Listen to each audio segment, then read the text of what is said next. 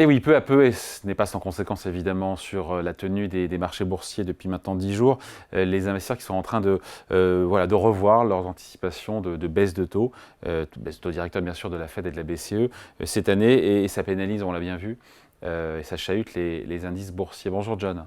Bonjour David. John Plassard pour la Banque Mirabeau. D'ailleurs, on a encore eu, alors je crois que c'est Raphaël Bostich, c'est le gouverneur de la Fed d'Atlanta, qui nous dit quelques heures, baisse de taux plutôt troisième trimestre. Hein. C'est intéressant ça. Hein. Exactement. Et puis, il suit toute une série de banquiers centraux aux États-Unis. On parlera peut-être de l'Europe après, mais aux États-Unis, qui tiennent le même discours depuis certains jours, depuis le début de l'année, en disant que l'option de baisser les taux en mars, c'est-à-dire dans moins de 2 mois, eh bien, est pas du tout celle de la Réserve fédérale américaine. Pourquoi les membres de la Fed d'ailleurs, de la Fed, de la BCE et même d'ailleurs du FMI répètent maintenant depuis le début de l'année que il ne faut pas compter sur une baisse de taux, je les cite souvent, le terme qu'on entend c'est imminente. Pourquoi ils nous disent ça? Parce que Alors que vous avez l'inflation reflue. Hein. Donc, Voilà, vous avez tout à fait raison, mais on a eu un consensus, et vous savez, c'est souvent le consensus ces derniers temps qui dicte le marché. Eh bien, on a eu un consensus qui, de plus en plus, eh bien, a décidé eux-mêmes de la trajectoire politique, de politique monétaire, qui allait être celle de 2024. Alors, d'où est-ce que ça vient cette erreur et cette adaptation, je dirais, du consensus à un scénario qui n'est pas réel. D'abord, de plusieurs erreurs de communication, alors moins graves qu'en 2022, mais des erreurs de communication. On se souvient notamment que lors de la réunion de la Réserve fédérale américaine en décembre, début décembre, eh bien, Jérôme Powell avait surpris par un ton qui était colombe, ce qu'on appelle dovish. Il n'avait pas vraiment montré de résistance quant à une baisse des taux qui pourrait arriver en début de cette année, en tout cas le premier semestre. Hein. Il n'avait pas dit un grand non, il avait dit que ça dépendrait évidemment des conditions des statistiques économiques, data dependent, et puis aussi il avait répété une phrase qui avait été mal interprétée, c'est que ce serait une grave erreur d'attendre que l'inflation soit tombée à 2% avant de réduire les taux. Donc ça laisse la porte ouverte à une réduction de taux qui pourrait arriver en mars, qui ne sera pas le cas. Ouais, enfin, la semaine dernière, le consensus pariait encore sur une baisse des taux de la Fed au mois de mars à hauteur de 80%. On s'est ajusté, on était à 60% en début de semaine, je crois qu'on est autour de 50 et quelques qui attendent, mais ça fait toujours la moitié des investisseurs potentiellement qui attendent une première baisse dès le mois de mars. Tout à fait. Et en fait, pourquoi est-ce qu'il y a eu ce réajustement des 80% aux 50%, comme vous l'avez dit, David? C'est parce qu'on a eu des statistiques économiques aux États-Unis qui nous ont montré plusieurs choses. D'abord, les ventes de détail ont doublé. On était à 0,3% au mois de novembre. Au mois de décembre, on est à 0,6%. Donc, on voit qu'il y a une réaccélération. Alors, si on gratte un peu, on voit que c'est les ventes de fin d'année qui ont bien fonctionné.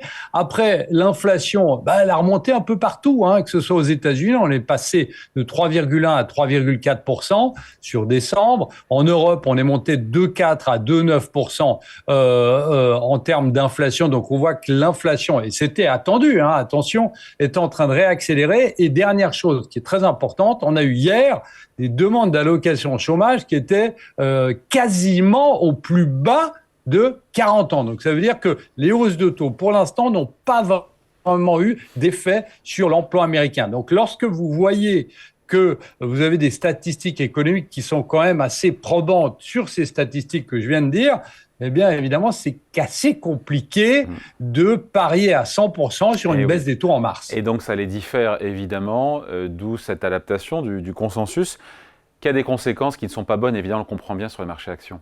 Et on le vit tous les jours. Exact. Vous avez tout à fait raison. Et en fait, alors, c'est difficile de faire des parallèles avec le passé, mais c'est exactement aujourd'hui ce qui est en train d'arriver, et on en avait parlé ensemble, la même situation qui était arrivée en octobre dernier. En octobre dernier, donc 2023, on avait un consensus, enfin pas un consensus, mais il y avait de nombreux économistes qui pariaient sur une première baisse de taux en décembre 2023. Donc début octobre, et vous aviez eu un discours plus hawkish, plus faucon de la part de plusieurs membres de la Banque centrale américaine.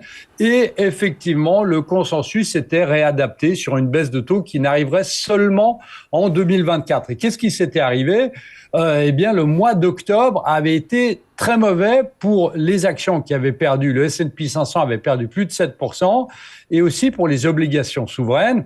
Et on avait vu que on était reparti à la hausse en novembre et en décembre à cause de ces erreurs de communication de la part de la Fed qui n'a, on le rappelle quand même, jamais dit de facto que les taux allaient baisser lors des premiers mois de l'année 2024. Ouais. Est-ce que c'est vraiment une erreur de communication ou est-ce que c'est pas tout simplement, encore une fois, parce qu'on dit souvent qu'il faut pas, on dit don't fight the Fed, on combat pas, on ne lutte pas contre ce que nous disent les banques centrales. Est-ce que c'est pas juste le consensus qui est en train de s'adapter juste et d'écouter, de prendre au mot ce que nous disent les banquiers centraux?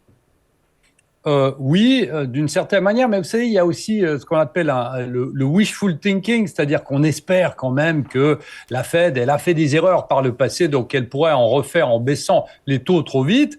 Eh bien, le consensus essaye, d'une certaine manière, de pousser à la faute les banques centrales, la Fed et la BCE et même la Banque d'Angleterre, parce que on sait que historiquement la baisse des taux d'intérêt, eh bien, est favorable aux actions et notamment aux actions de croissance. On sait que la baisse des taux d'intérêt, notamment, peut réduire les risques d'inflation. On a tous en mémoire ce qui s'est passé dans les années 90, puisque la Réserve fédérale américaine avait baissé ses taux de manière significative au début des années 90, et ça avait amené le marché à monter jusqu'aux années 2000. Et puis lors de la crise de 2008, vous vous souvenez, eh bien, les banquiers centraux avaient baissé leurs taux et ça avait amoindri le choc d'une récession et le marché des actions était reparti à la hausse. Donc on est dans une situation actuellement où, vous savez, si vous lisez littéralement ce que dit Jérôme Powell depuis Jackson Hole, vous savez, ce rendez-vous qu'on a chaque année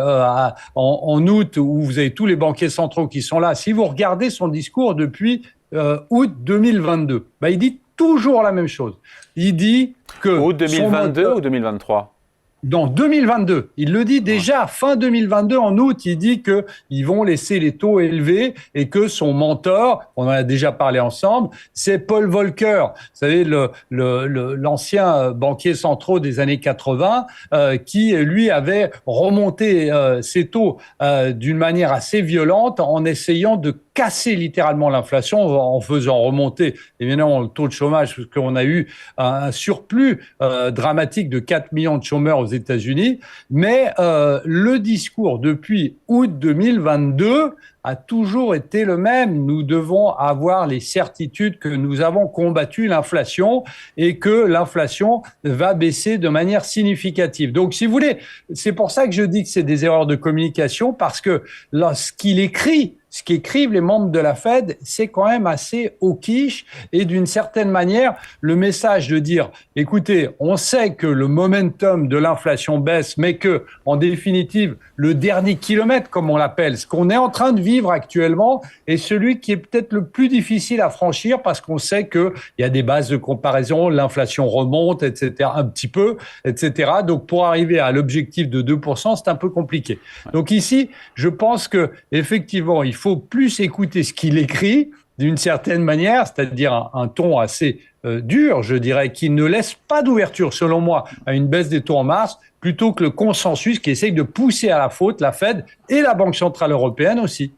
Si on va au bout de l'idée, on finit là-dessus, John, il reste du chemin à parcourir pour le consensus, pour qu'il s'adapte et qu'il se calque sur ce que nous dit la Fed. La Fed dit, d'après les prévisions des différents gouverneurs, 3 baisses de taux cette année. Les marchés en attendent, encore une fois, 5 ou 6. Si le consensus doit s'ajuster encore sur ce qui est prévu par la Fed, qui peut aussi changer d'avis d'ici là, ça veut dire qu'il y a encore du potentiel de baisse sur les marchés actions, parce que c'est comme le truc qui nous intéresse tous. Hein. Oui, tout à fait. Alors oui, clairement, pas, et c'est pour je ça pose que la question.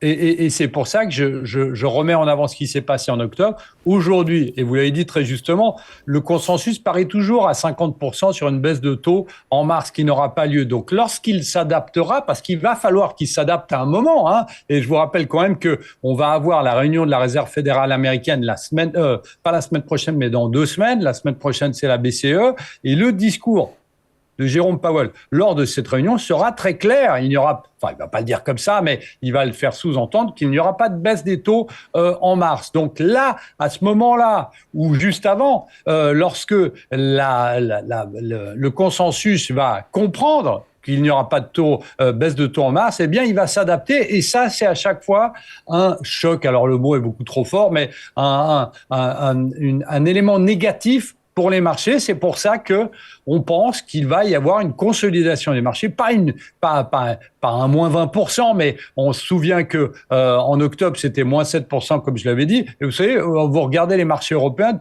depuis 10 jours, on a baissé d'environ 4%. Donc on a une partie du chemin qui est fait, en tout cas en Europe, mais pas encore aux États-Unis. Et c'est là où on peut avoir une consolidation, la consolidation la plus forte sur ces prochaines semaines, je dirais. Allez, à suivre, on en parlera ensemble notamment. Merci à vos explications, signé John Plassard pour la Banque Mirabeau. Merci John. Merci David. Salut.